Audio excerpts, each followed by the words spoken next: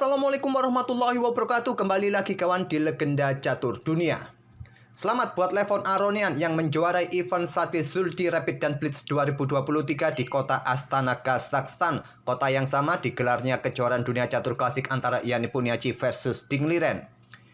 Levon menjuarai event ini setelah dia berada di posisi kedua untuk sesi rapidnya kawan, mendapatkan 8 poin untuk sesi rapidnya, sedangkan untuk sesi blitznya dia menempati posisi kedua juga kawan dengan 15 poin. Jika di total nilai rapidnya dan nilai blitznya, maka dia menempati posisi pertama.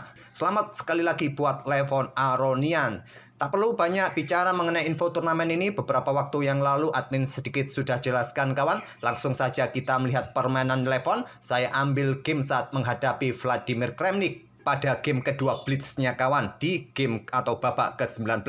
Langsung kita ke papan analisis.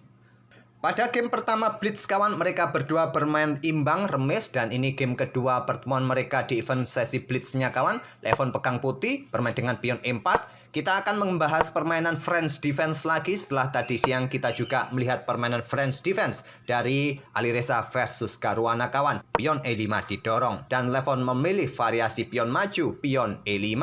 Tentu saja pion C5, pion C3, kuda C6, kuda F3.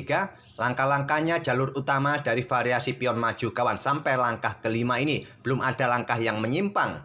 Gajah D7, kelanjutan utama yang banyak dipilih. Gajah E2, pengembangan kuda G ke E7, rokade oleh Levon kawan. Di langkah ketujuhnya masih jalur utama, pilihan utama semua kawan. Kuda G6 ini juga langkah utama. Dan pion G3 masih juga pilihan utama sampai langkah ke-8, jalur utama dari permainan pion maju French defense. Gajah E7, pion H4, dan disinilah baru terjadi pertukaran pion.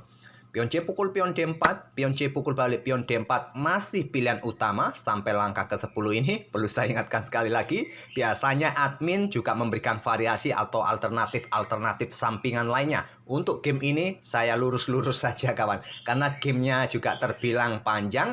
Nanti dalam permainan middle game juga banyak langkah-langkah yang tidak akurat yang perlu admin jelaskan langkah-langkah alternatifnya. Rokade oleh Vladimir Kramnik. Pion H5, kuda mundur ke H8. Nah, di sini kawan, kebanyakan di game-game terdahulu, pion ini ada yang didorong lagi, ataupun melanjutkan pengembangan kuda C3 terlebih dahulu, kuda bergerak ke peta D2, merupakan 3 pilihan utama kawan. Stockfish juga menyarankan pengembangan lanjutan, gajah gelap ini ke peta E3, kuda B ke D2, atau raja ke G2. Levon memilih raja ke G2, jelas indikasinya kawan memberikan jalan bagi bentengnya untuk bermain di lajur H nanti. Pion F6, dan di sini Stockfish menyarankan baku hantam kawan, pion pukul pion F6 ataupun melanjutkan dengan gajah F4 atau melanjutkan pengembangan kuda C3 tapi tidak terlalu kuat. Levon memilih dengan kuda C3 dan di sini gajah mundur ke peta E8, coba serang pion, dan di sini kawan Stockfish menyarankan baku hantam terlebih dahulu seperti ini, pion E pukul pion F6 setelah diambil balik oleh gajah bisa melanjutkan mendorong pion ini maju kawan. Tentu saja akan ditolak, kalau diterima tentu akan semakin terbuka posisi raja. Setelah pion G6 ini kalian bisa melanjutkan gajah ke peta H3 ataupun juga benteng H1 bisa langsung kalian geser.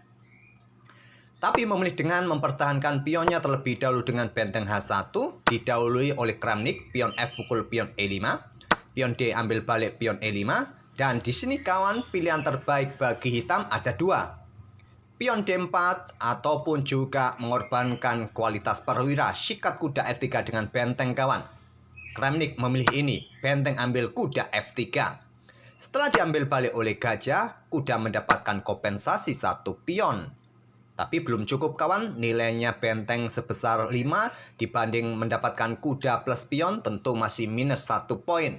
Dan pilihan terbaik pada posisi ini adalah pion ini terus didorong maju kawan untuk memprovokasi pion G6 dan nanti akan banyak ruang yang terbuka depan raja hitam ini. Oke, kembali lagi ke langkah aslinya, tapi Levon memilih mempertahankan gajahnya terlebih dahulu mundur ke E2 dan pion D4 masih menjadi pilihan yang bagus kawan untuk mencoba mendesak posisi kuda, didorong lagi ke peta D3 mendesak posisi gajah di langkah berikutnya, tapi Kramnik memilih dengan langkah gajah C6.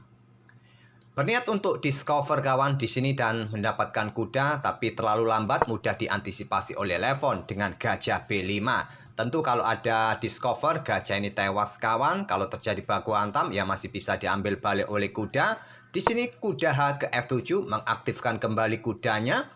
Dan dilanjut dengan pengembangan gajah F4 tidak terlalu disukai oleh Stockfish. Stockfish lebih menyukai menggeser benteng ke lajur E.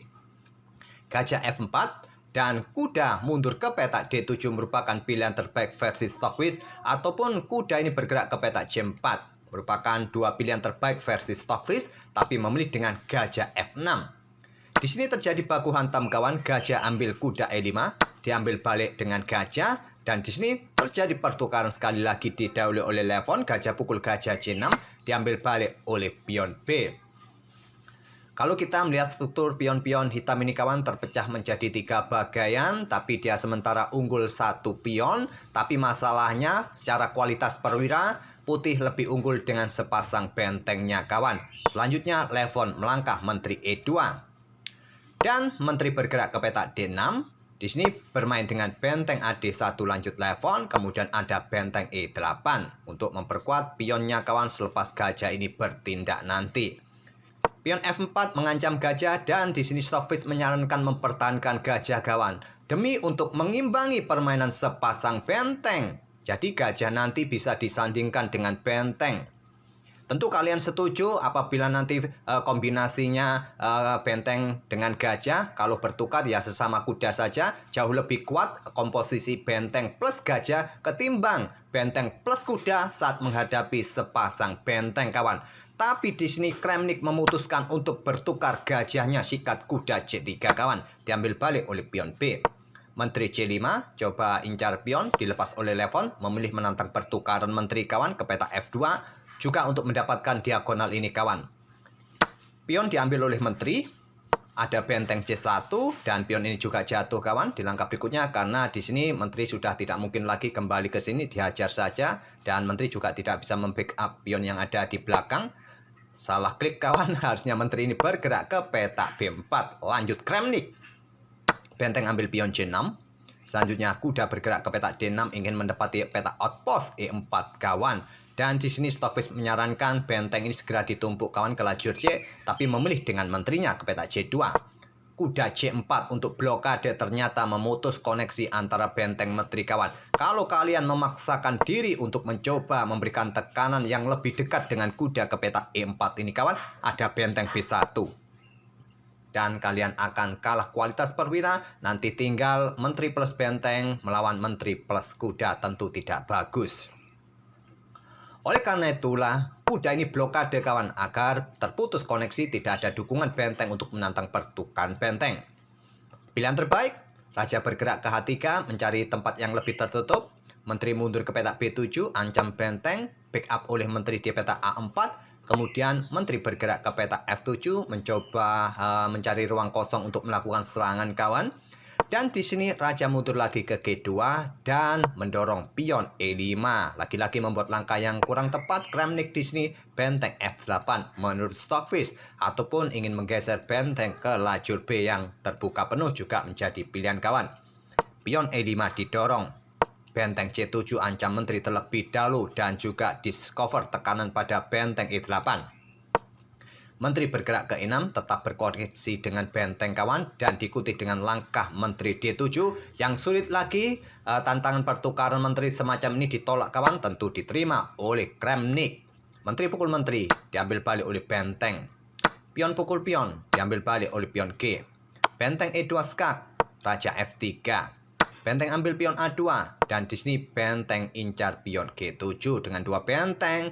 Benteng A3 skak, raja bergerak mundur ke E2. Benteng A2 skak, raja mendekati kuda dan mendekati pion tentu saja kawan. Raja bergeser ke F8.